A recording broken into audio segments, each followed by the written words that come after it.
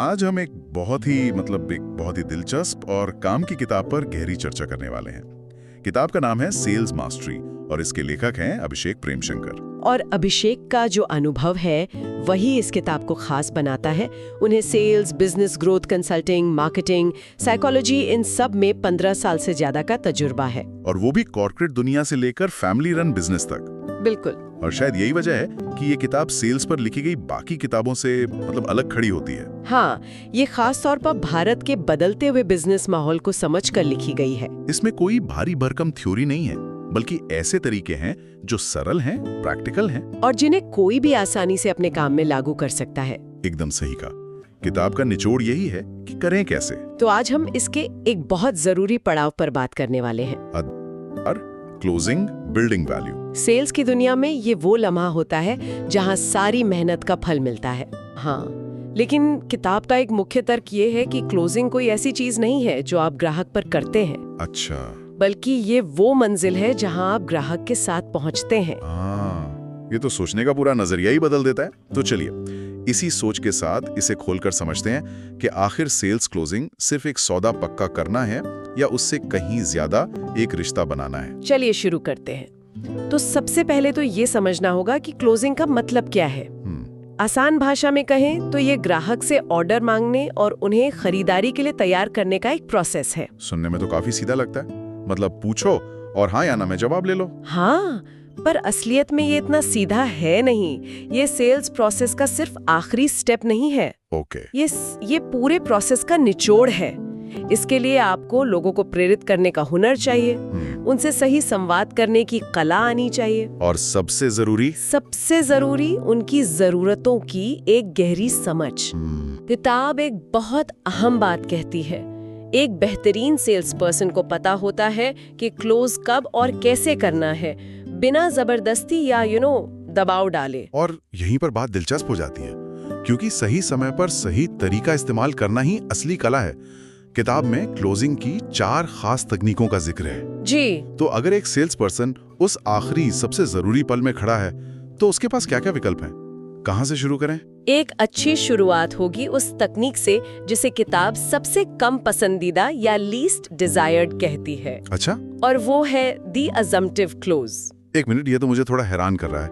मैंने हमेशा सोचा था कि अजम्पटिव क्लोज यानी ये मान लेना कि ग्राहक खरीदने वाला है। हाँ। ये एक बहुत ही कॉन्फिडेंट मूव है, जैसे कि सीधा पूछना तो मैं बिल बना दूं या डिलीवरी इसी पते पर करवानी है। हाँ। इसे लेखक सबसे कम पसंदीदा क्यों मानते हैं? आपका सवाल बहुत अच्छा है। ये आत्मविश्वास दिखाता तो है, लेकिन इसमें एक बहुत बड़ा खतरा छिपा है। क्या? आप यहाँ एक अनुमान लगा रहे हैं और अगर आपका अनुमान गलत निकला तो? अगर आपने ग्राहक के संकेतों को ठीक से नहीं पढ़ा तो ये तकनीक जबरदस्ती जैसी लग सकती है। अच्छा। ये ग्राहक को असहज कर देती है।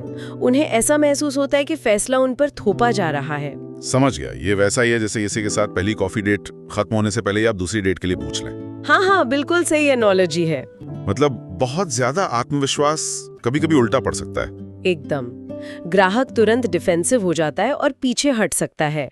ये तकनीक सिर्फ तभी काम करती है जब आपको ग्राहक की तरफ से बहुत ही मजबूत, साफ पॉजिटिव संकेत मिल रहे हों। जैसे वो खुद आपसे पेमेंट के तरीकों के बारे में पूछ रहा हो या गारंटी वारंटी की डिटेल्स में जा रहा हो। उस स्थिति में ये एक नेचुरल अगला कदम लगता है, वरना ये एक जुआ है जिसमें आप रिश्ता दांव पर लगा देते हैं। एक जोखिम भरा दाव है। तो फिर एक सुरक्षित और ज्यादा ग्राहक हितैषी तरीका क्या है? मुझे दिख रहा है कि लेखक की एक पसंदीदा तकनीक भी है। हाँ, और वो है दी ऑल्टरनेटिव क्लोज। Alternative close. किताब इसे सबसे ज्यादा पसंदीदा या मोस्ट डिजायर्ड कहती है। इसका सिद्धांत बहुत सरल लेकिन शक्तिशाली है। ग्राहक को हाँ या ना का सवाल मत पूछो। तो फिर क्या पूछें? उसे 2 ऐसे विकल्प दो जिनका नतीजा बिक्री ही हो। ये तो मनोविज्ञान का बड़ा दिलचस्प इस्तेमाल है। ये कुछ वैसा ही है जैसे माँ बाप बच्चों से पूछते हैं, तुम सब्जी में गाजर खाओगे या बीन्स? हाँ, बिल्कुल। सवाल ये नहीं है कि सब्जी खानी है या नहीं, सवाल ये है कि कौन सी खानी है। आपने एकदम सही पकड़ा। यही साइकोलॉजी यहाँ काम करती है। जब आप पूछते हैं कि आप रेड कलर वाली कार लेना पसंद करेंगे या ब्लू वाली, या पेमेंट कैश में करेंगे या कार्ड से, एग्जैक्टली। तो ग्राहक का दिमाग खरीदूं या ना खरीदूं की दुविधा से हटकर कौन सा विकल्प चुनूं के फैसले पर चला जाता है। इससे ग्राहक को लगता है कि कंट्रोल उसी के हाथ में है। वो एक फैसला ले रहा है, उस पर कोई फैसला थोपा नहीं जा रहा। ये वाकई में ग्राहक को एम्पावर्ड महसूस कराता है। लेकिन यहाँ एक सवाल उठता है। मान लीजिए ग्राहक दोनों विकल्पों को मना कर दे। अगर वो कहे मुझे ना रेड कार चाहिए ना ब्लू, क्या तब डील खत्म हो जाती है? बहुत जरूरी सवाल है, और एक अच्छा सेल्स पर्सन इसे डील का अंत नहीं मानेगा। तो फिर क्या मानेगा? बातचीत का एक नया दरवाजा। अगर ग्राहक कहता है दोनों में से कोई नहीं, तो ये एक संकेत है। इसका मतलब है कि हमने शायद उसकी असली पसंद को अभी तक समझा नहीं है। अच्छा, ये एक मौका है पूछने का, कोई बात नहीं सर, क्या आप बता सकते हैं कि आप किस तरह का कलर ढूंढ रहे हैं? एक न असल में ज्यादा जानकारी हासिल करने का एक न्योता है। मतलब ये तकनीक सिर्फ क्लोज करने के लिए नहीं बल्कि ग्राहक को बेहतर समझने के लिए भी है। बेहतरीन। तो हमारे पास एक जोखिम भरा तरीका है और एक नियंत्रण देने वाला। लेकिन उन ग्राहकों का क्या जो पसंद तो कर चुके हैं पर फैसला लेने में हिचकिचा रहे हैं? उन्हें बस एक छोटे से धक्के की जरूरत होती है। और उसी के लिए है तीसरी तकनीक, द अर्जेंसी क्लोज। अर्जेंसी यानी तात्कालिकता। हाँ, इसका मकसद है ग्राहक में एक जल्दी करने की भावना पैदा करना ताकि वो उस हिचकिचाहट से बाहर निकल पाए। लेकिन किताब साफ कहती है कि इसके लिए एक खास अवसर का होना बहुत जरूरी है। खास अवसर से क्या मतलब है? क्या ये वही लिमिटेड टाइम ऑफर वाली बात है? हाँ, लेकिन इसकी सबसे बड़ी शर्त है ईमानदारी।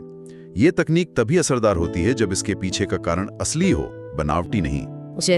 जैसे ये कहना कि ये 20% डिस्काउंट सिर्फ आज रात 12 बजे तक के लिए है, या मैम हमारे पास स्टॉक में सिर्फ आखिरी 2 पीस बचे हैं और अगला स्टॉक आने में 1 महीना लगेगा। बिल्कुल। अगर ये जानकारी सच्ची है तो ये ग्राहक को तुरंत फैसला लेने में मदद कर सकती है, क्योंकि वो एक अच्छा मौका खोना नहीं चाहेगा। मुझे लगता है कि हम सबने कभी न कभी इसका बुरा अनुभव भी किया है। मुझे याद है एक बार एक सेल्स पर्सन ने मुझसे कहा था कि सेल का आज आखिरी दिन है। ओके। मैंने जल्दबाजी में खरीदारी कर ली, लेकिन जब मैं अगले हफ्ते वहां गया तो वही सेल चल रही थी। उस दुकान पर मेरा भरोसा हमेशा के लिए खत्म हो गया। आपका अनुभव इस तकनीक के खतरे को बिल्कुल साफ कर देता है। अगर ग्राहक को जरा भी लगा कि उन पर दबाव बनाने के लिए झूठ बोला जा रहा है, तो आप सिर्फ वो एक डील नहीं खोते, आप उस ग्राहक को हमेशा के लिए खो देते हैं। और आज की दुनिया में जहां एक बुरा रिव्यू आपकी साख खराब कर सकता है, वहां भरोसा तोड़ना बहुत महंगा पड़ सकता है। सही बात है। इसलिए अर्जेंसी का इस्तेमाल करो, पर सच्चाई की नींव पर। बिल्कुल। सच्चाई और भरोसा। हाँ। और मुझे लगता है कि हमारी चौथी और आखिरी टेक्निक तो पूरी तरह इसी भरोसे पे ही टिकी है। हाँ, द ऑब्जेक्शन हैंडलिंग क्लोज। किताब इसे पसंदीदा या डिजायर्ड मानती है। Objection handling? बिल्कुल। ये शायद सबसे मजबूत और रिश्ता बनाने वाली तकनीक है। देखिए, अक्सर ग्राहक के मन में कुछ सवाल या चिंताएं होती हैं, जिन्हें हम ऑब्जेक्शन कहते हैं। जैसे ये थोड़ा महंगा है, या इसकी बैटरी लाइफ कैसी होगी। सही। ज्यादातर नए सेल्स पर्सन ऑब्जेक्शन से घबरा जाते हैं। उन्हें लगता है कि ग्राहक न कहने का बहाना ढूंढ रहा है। जबकि एक अनुभवी सेल्स पर्सन, और ये किताब हमें सिखाती है कि ऑब्जेक्शन एक बहुत अच्छा संकेत है। अच्छा, वो कैसे? इसका मतलब है कि ग्राहक खरीदारी में दिलचस्पी ले रहा है, वो सिर्फ अपनी चिंताओं का समाधान चाहता है। इस तकनीक में आप उन चिंताओं को सुनते हैं, उन्हें समझते हैं, उनका समाधान देते हैं और फिर क्लोज के लिए पूछते हैं। तो मतलब आपत्ति को टालना नहीं है, बल्कि उसे ही क्लोजिंग का जरिया बनाना है। कोई उदाहरण दे सकती हैं कि ये असल में कैसे काम करता है? जरूर। मान लीजिए एक ग्राहक लैपटॉप देख रहा है और कहता है लैपटॉप तो बहुत अच्छा है, पर मुझे चिंता है कि इसका वजन थोड़ा ज्यादा है। मुझे काफी ट्रैवल करना होता है। हाँ, अब एक औसत सेल्स पर्सन शायद कहेगा नहीं सर, ज्यादा वजन नहीं है। लेकिन एक माहिर सेल्स पर्सन कहेगा मैं आपकी बात समझती हूँ, ट्रैवलिंग के लिए हल्का लैपटॉप ही चाहिए होता है। हाँ, ये मॉडल थोड़ा वजनदार है क्योंकि इसमें एक बहुत पावरफुल प्रोसेसर और बड़ी बैटरी दी गई है जो आपको 10 घंटे का बैकअप देती है, ताकि बार बार चार्जर साथ लेके घूमने की जरूरत ना पड़े। एग्जैक्टली। और फिर आप पूछते हैं क्या आपके लिए लंबी बैटरी लाइफ ज्यादा जरूरी है या थोड़ा कम वजन? वाह, यहाँ तो आपने ऑब्जेक्शन को ही प्रोडक्ट का फायदा बना दिया। बिल्कुल।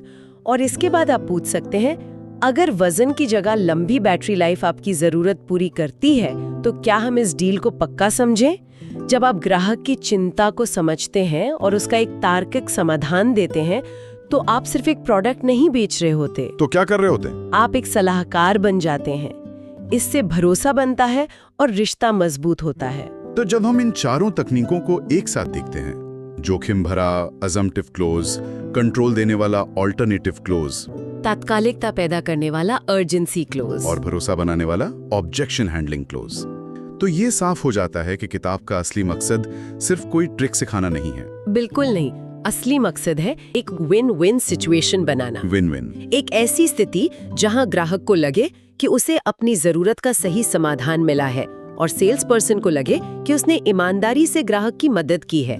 अगर हम इसे बड़े नजरिए से देखें तो एक सफल क्लोज का मतलब सिर्फ एक बिक्री नहीं है।